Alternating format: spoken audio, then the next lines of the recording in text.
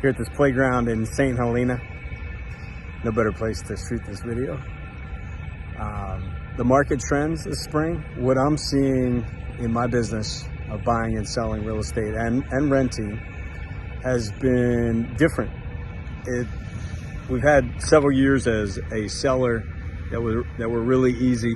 You know, you just get the property on the market and it sells, multiple offers. I'm not seeing that as much right now. I have stuff that's still selling, but it's more challenging to get it to the settlement table than what it was, but it's still good.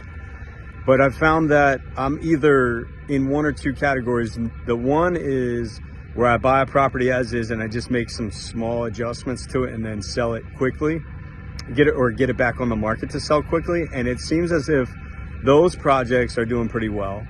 And then also my full renovations where we do like a higher end finish on it seem to do pretty well. But also I can't put the price tag that I used to be able to put it. Like if the market was saying the comps in the last 6 months sold for 700,000, I won't put it on at 700,000 now. I might put it on at 675 or even lower, because they are those comps are not real anymore, you know. And so we have to price it a little bit lower. And sometimes you get up to that number, but if you price it over what it was, like where the market said it was worth, you'll end up doing price drops. So I found that the strategy of just coming in lesser than what I would like is working better for us. And so and then sometimes it doesn't make sense right now, right? And I know that's not a good answer, but there's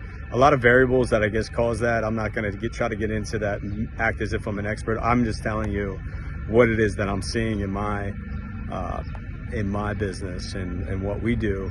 And what I've also noticed is there's these little pockets of time, whether it be like a week where activity has picked up significantly. And so if you have 10 houses on the market, if you're not in the marketplace, you might not know that, but in that week the activity goes way up and everything goes under contract.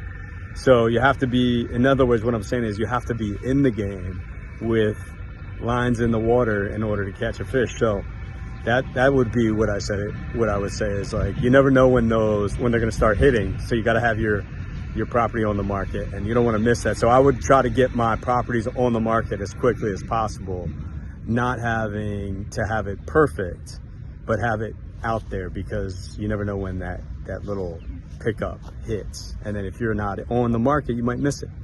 So that's what I've found, is get the thing on the market.